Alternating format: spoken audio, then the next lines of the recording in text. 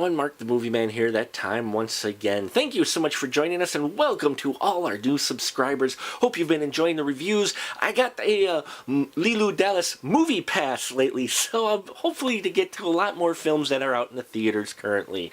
Now, today we're going to take a look at a film that kind of came in under the radar. I don't know if the studios just aren't confident in it, wanted to put it out there, but didn't want to put it in the January wasteland, and that is Before I Go to Sleep. Brought us to us by director and writer Rowan Joffe, and it stars Nicole Kidman as Christine, a woman who falls asleep, and when she wakes up she forgets what happened to her or what she did previous day. She always wakes up thinking she's in her 20s still, and this is due to a very traumatic event that happened to her earlier in her life. Well, she does have a husband, Ben, who is trying to help her out and remember, and he goes through the same routine every day to try to remind her of things and who she is and the life she has been living.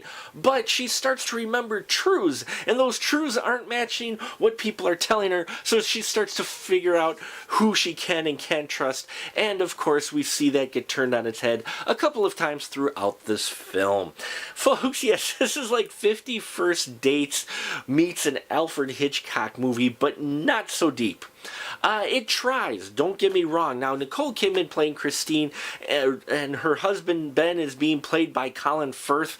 Excellent performances by them, as you'd expect. Here we have Academy-nominated, Academy Award actor and actress here putting their all into a role, into a script that had way too many plot holes even for a thriller. Now, I enjoyed this concept, this idea of a thriller with the character forgetting what she did every day. You know, so I enjoyed that quite a bit. It did not have that Groundhog Day feel at all to it, nor did it have the feel really of 50 First Dates, though there were some similarities. I did like a couple of the twists that came out. In fact, when this film ended, I was like, wow, that was a pretty doggone good film. And then I started thinking about the idea and the script a little more and the things that actually were happening, because this film only has a little about 90 plus minutes in change runtime, so it moves through things pretty quick, don't get me wrong.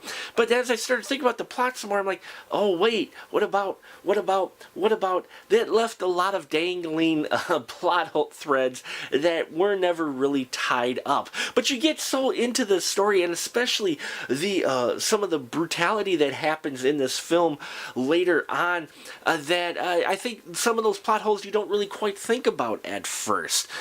So, you know, you've got Mark Strong in here, Anne-Marie Duff in here, Adam Levy. You've got a strong cast in here, you know, and it's based off of a novel by S.J. Watson, which I hear is supposed to be a lot better. And in this one, I wanted to enjoy it a lot more, but as I thought about it more and more, I realized how weak the screenplay is.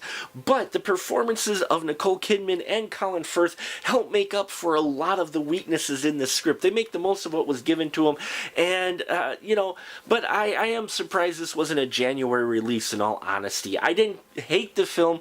No, I enjoyed a number of elements to it, though I will say this could have been a lot more polished, a lot more better, had they given it a little bit longer runtime, I think, and given just a little bit more answers, because I don't mind not having everything laid out for you, but there are some really gaping plot holes in this film, folks. I only give it 2 stubs, and the reason 2 stubs is mostly because of the performances of Colin Firth and Nicole Kidman, of the premise that they had, and some of the moments in here were interesting, and I did enjoy the twist. But still, the way it all comes together was really weak, and there's just too much there to give it a stronger rating. And that'll about do it for us here at the Final Cut. Thank you for watching, and as always, keep that ticket stub.